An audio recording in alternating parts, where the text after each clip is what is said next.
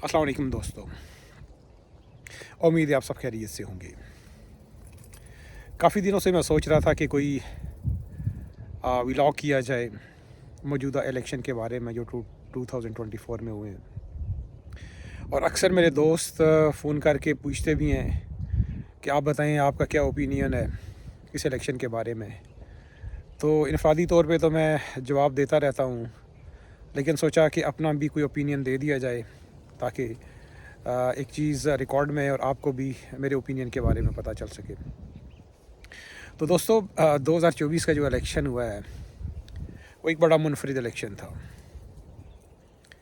और ऐसा इलेक्शन था जिसमें एक बड़ी सियासी पार्टी को उसका इंतखाबी निशान नहीं दिया गया। उस पार्टी के नाम लेने पर पाबंदी थी। उसके जो बानी है, चेयरमैन है, उसका भी नाम आप प्रिंट मीडिया और सोशल मीडिया और ख़ास तौर पे टीवी पे नहीं ले सकते हैं, पाबंदी थी।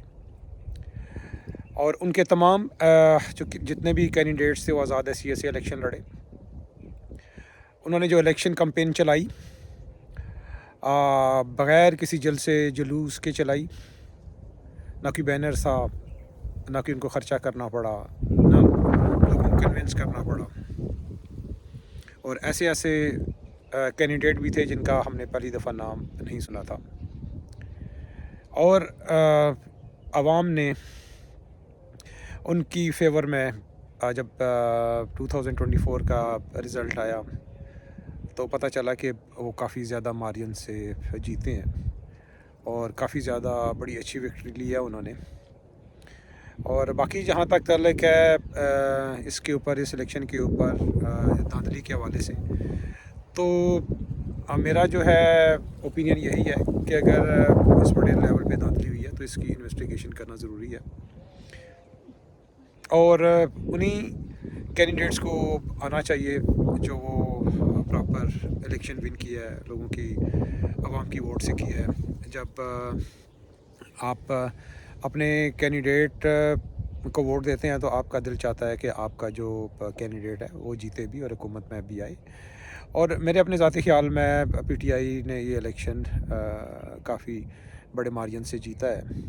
और जहाँ पे कोई धांधली हुई है तो उसकी इन्वेस्टिगेशन होनी चाहिए, और जो भी इलेक्शन जीते उसको उसका जो है वो मैंडेट देना चाहिए। और अगर पीटीआई समझती है और अगर इन्वेस्टिगेशन के बाद ये पता चलता है कि पीटीआई ने ज़्यादा सीट्स ली हैं तो उनको हुकूमत हवाले कर देनी चाहिए। ये आवाम का एक फ़ैसला है, उसको एक्सेप्ट करना चाहिए। अगर आप आवाम के फ़ैसले के ख़िलाफ़ जाते हैं तो उसमें सबसे बड़ा इशू यही रहेगा कि कोई और पार्टी इलेक्शन के बाद अभी नई गवर्नमेंट बनाती है तो उसमें कोई उसके लिए इतना आसान भी नहीं होगा। एक तो अवामी हमायत ना हो, ऊपर से जो कर्ज़े अपने देने हों, IMF के कोई 22 बिलियन का आपने लोन भी देना हो और रीपे करना हो, तो महंगाई को कंट्रोल जो करना है इतना आसान काम नहीं होगा। अवामी हमायत भी ना हो, ऊपर से महंगाई भी ना हो, और तीसरा जो है पीटीआई की तरफ से एहतजाजी सियासत भी हो, तो नई गवर्नमेंट को ज़्यादा अरसे के लिए चलाना कोई इतना आसान काम नहीं होगा। तो अगर पीटीआई को मैंडेट लोगों ने दिया तो उनको गवर्नमेंट फॉर्म करनी चाहिए। और अगर महंगाई भी करते हैं तो फिर डेफिनेटली लोगों का मैंडेट है तो वो उसको थोड़ा सा बर्दाश्त तो करना पड़ेगा। क्योंकि एक ज़हन में रखिएगा कि जब भी आप लोन लेते हैं IMF से, वर्ल्ड बैंक से, कोई और भी लोन लिया जाता है तो उसकी रीपेमेंट्स जो है आपको करनी पड़ती है। और पाकिस्तान की बदकिस्मती है, कोई भी गवर्नमेंट रही हो तो ये कर्ज़ा जो है वो बढ़ता जा रहा है और महंगाई को कंट्रोल करना इतना आसान नहीं होगा।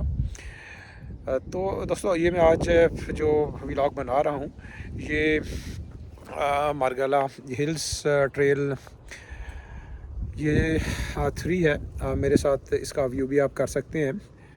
तो दोस्तों 2024 के इलेक्शन में जो रिज़ल्ट्स आए हैं ये नून लीग के लिए काफ़ी ज़्यादा अलार्मिंग है। और नून लीग को चाहिए कि वो अपनी स्ट्रेटजी को रिव्यू करे कि क्या वजह है कि नई जनरेशन जो 2018 से लेके 2024 के बीच में जो नया वोटर बना है उनमें से अक्सरियत जो है पीटीआई के साथ हैं। आज जो मुझे चीज़ समझ लग रही है वो ये है कि इमरान खान में कोई शक नहीं है कि अपनी बात کو کمیونیکیٹ کرنا، اچھے طریقے سے دلائل کے ساتھ بات کرنا، بڑے اچھے طریقے سے جانتے ہیں۔ میں تو ان کو بڑا فین رہا ہوں عمران خان کا۔ کرکٹ میں ورلڈ کپ جیتا تھا، بہت زبردست پلاننگ کے ساتھ جیتا تھا۔ پاکستان کی کوئی اتنی اچھی ٹیم نہیں تھی، لیکن عمران خان پلانر بہت اچھے ہیں اور اسٹرانگ نروس کے ہیں۔ اپنے ڈیسیجن جو ہیں وہ مشکل حالات میں بھی رہ کے بڑے زبردست کرتے ہیں۔ پھر ان کا میں قائل اس چیز پہ بھی ہوں کہ انہوں نے شوکت خانم جو ہاسپٹل بنایا، نو ڈاؤٹ وہی بہت زبردست ہے، بڑے لوگوں کو فائدہ ہو رہا ہے۔ اس لیول کا بڑے لیول پہ کام تو پاکستان میں کسی بھی سیاستدان نے نہیں کیا ہے۔ اب وہ گورنمنٹ میں رہ کے بھی ایسا کام نہیں کر سکتے، تو یہ تو بہت بڑے کریڈٹ جاتے ہیں عمران خان کو، کیونکہ عمران خان سیاست میں جب ان کو گورنمنٹ ملی کہ وہ اتنا اچھا پرفارم نہیں کر سکے جتنا ان کو کرنا چاہیے تھا۔ سب سے بڑا تو میں ان کا ناقد رہا ہوں عثمان بزدار کے سی ایم بننے پہ۔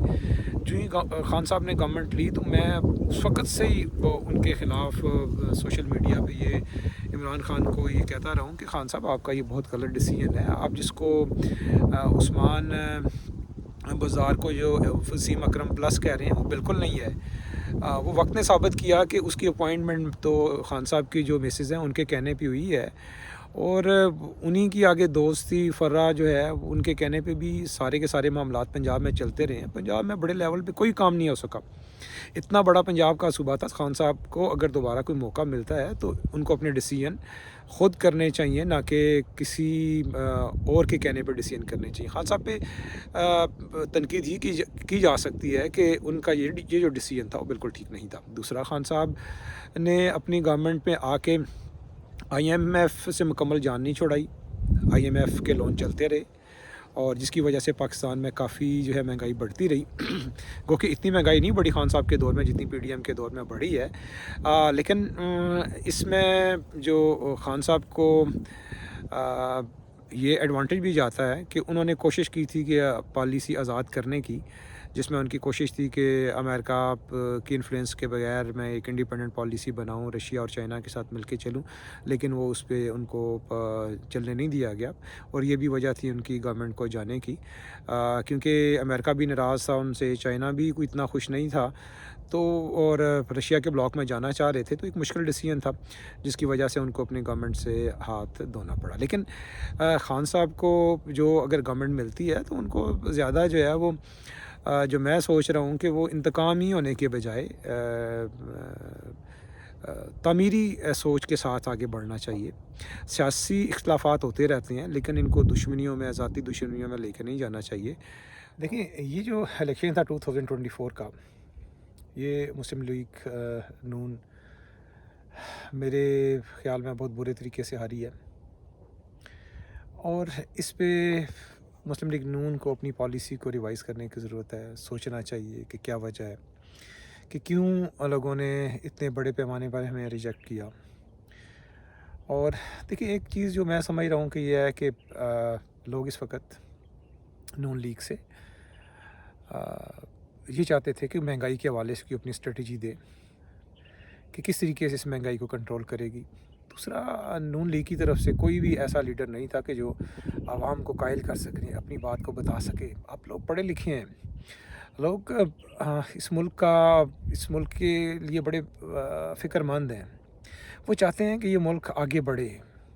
جیسے آپ کے ہمسائے ممالک ہیں، ہم سے کتنے آگے نکل گئے ہیں۔ انڈیا کو دیکھیں کہاں سے کہاں پہنچ گیا ہے۔ ہم انہی چکروں میں پڑے ہوئے ہیں، کبھی ایک حکومت کو لانا، دوسری کو گرانا، اور بس اپنی پاور کو مینٹین رکھنا۔ یہ ایک غلط سائڈ پہ ہمیں لے کے جا رہا ہے۔ اس الیکشن کی وجہ سے عوام کی نفرت اداروں کے خلاف بہت بڑھ چکی ہے۔ ایسا نہیں ہونا چاہیے۔ ادارے بھی اپنے، ہمارے ملک بھی اپنا ہی ہے، اور خان صاحب کو بھی چاہیے کہ وہ بھی کوئی ریکنسلیشن کی پالیسی دیں۔ ابھی اگر آپ ان الیکشن رزلٹ کو دیکھیں تو اس میں تو نون لیگ جو ہے وہ حکومت بناتے ہوئے نظر تو آ رہی ہے، پیپلز پارٹی کے ساتھ اور ایم کیو ایم کے ساتھ، اور کوئی آزاد امیدوار بھی کر لیں گے۔ لیکن اس میں سب سے بڑا جو مجھے مسئلہ نظر آئے گا وہ یہ ہے کہ ساتھ ساتھ جس طریقے سے پی ٹی آئی والے دھاندلی کا الزام لگا رہے ہیں، اس کی بھی انویسٹیگیشن ہونی چاہیے، اور اس طریقے سے عوام کے مینڈیٹ کے بغیر گورنمنٹ زیادہ عرصہ میں دیکھ نہیں رہا ہوں۔ دوسری طرف آپ اگر پی ٹی آئی کو گورنمنٹ دے دیتے ہیں اور ان کے ساتھ ادارے بھی تعاون نہیں کرتے ہیں اور جو حالات و واقعات ہیں کہ ان کو بھی چلنے نہیں دیا جائے گا، تو اس طرح ملک کا تو ایک تماشا بنا رہے گا۔ لوگوں کو یہ امید تھی کہ اس الیکشن کے بعد ایک سٹیبل گورنمنٹ آئے گی جو کہ جس سے ملک میں روزگار بہتر ہوگا، مہنگائی کنٹرول ہوگی اور عوام کا جینا جو ہے وہ آسان ہو جائے گا۔ لیکن یہ رزلٹ ہر پاکستانی کے لیے جو ہیں وہ تکلیف دہ ہیں، اور جو بھی پاکستان کا ہمدرد ہے وہ ضرور سوچ رہا ہوگا کہ ہمارے ملک کا کیا بنے گا۔ ہم کس طرف چل پڑے ہیں، کبھی ایک آتے ہیں، کبھی دوسرے چلے جاتے ہیں، کبھی ایک کو ہیرو بنا کے پیش کیا جاتا ہے، کبھی دوسرے کو زیرو کر دیا جاتا ہے۔ یہ کھیل تماشا جو ہے نا، یہ عوام یہ نہیں دیکھنا چاہتی۔